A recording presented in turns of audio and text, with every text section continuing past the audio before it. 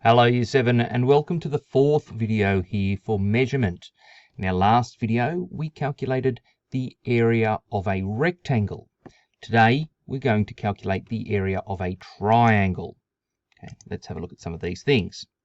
So the area of a rectangle is the product of the length and the breadth. Okay, we should remember this. The product of the length and the breadth, that means area equals length times breadth, or A equals LB. Now I want to have a look at this triangle here. This is a right-angled triangle. That's a special type of triangle, that's true. But if I imagine that or visualize that as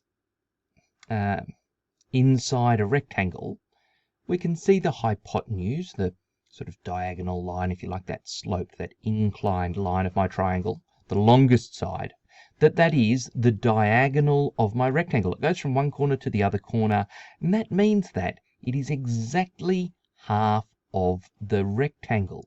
So the area of that triangle is exactly half of the area of the rectangle that encloses it. That's all well and good in this case. That's a right-angle triangle. That's a special case. But what about other triangles? Well, how about this one here? This is not a right-angle triangle. It certainly doesn't appear to be.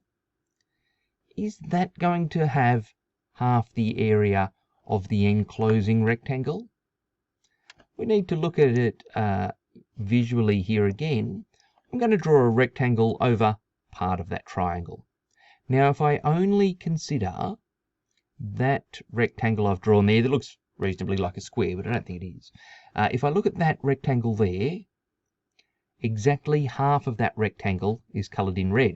Okay, we've got a diagonal running through there. Exactly half of that rectangle is red.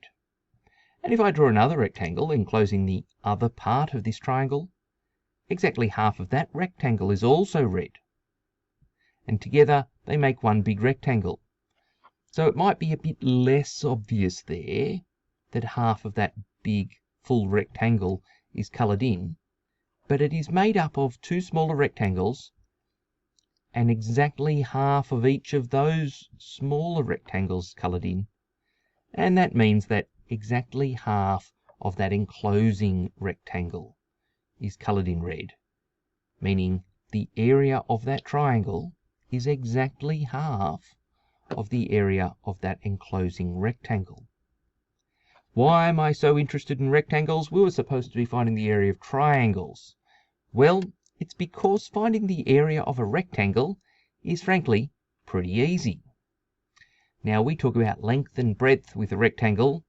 Now that I'm talking about triangles, just to make life tricky for you, I'm going to label these dimensions differently. I'm going to talk about the base and the perpendicular height. Perpendicular meaning at right angles, and in this case I mean at right angles to the base. So I want the perpendicular height, which I'm going to say is h, the base, which is b, not b for breadth, b for base now. The base and the perpendicular height are the two dimensions I need for my triangle. Now the area of that rectangle would be the base times the perpendicular height, right, LB. That would be the area of the rectangle. I want half of that rectangle. So the area of this triangle and every triangle is half the base times the perpendicular height, right? Half BH. And that works for all of our triangles, as long as I know the base and the perpendicular height. That is, the height measured at right angles to the base. Okay, there's a formula. I think we need an example, and here we have one. Another triangle. I have the two necessary dimensions. I have a base and a perpendicular height, the height measured at right angles to the base. So my formula, area equals half BH.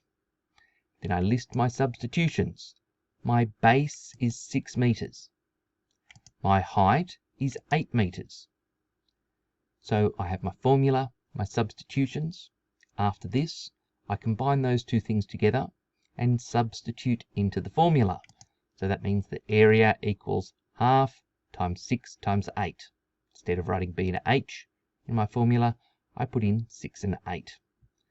So now I have an expression. The final step here is to evaluate that expression. Half times 6 times 8. We might say that's either 3 times 8, or if you like, you could say it's 6 times 4. Either way you work that out, it's fine. And we get 24 square centimeters. Again, made a mistake. I hate it when this happens. It's not square centimeters, it is square meters, right? And I say this over and over, be careful of our units. Use them carefully. And I have made that mistake. So correct that one there, chalk that one up. I've measured in meters. My answer should be in square meters, not square centimeters. Right, silly mistake, watch out. Anyhow, those are my steps to go through, very much like the steps for the area of a rectangle. The only difference is we have a different formula to begin with. So let's go over this again. Area of a triangle is half the product of the base and the perpendicular height. In symbolic terms, A equals half BH. We're going to set out a work like this. Draw and label a neat sketch. Write the formula. List the substitutions. Substitute into the formula. Evaluate the expression. Use the correct units, which of course I failed to do in this video. Could fix it. Too late now. Anyhow, that's it for the area of a triangle. Another important lesson, another procedure, another skill that we're going to use many times before we finish up with mathematics. Okay, thank you, Year 7. If you've got any questions, make sure you ask me.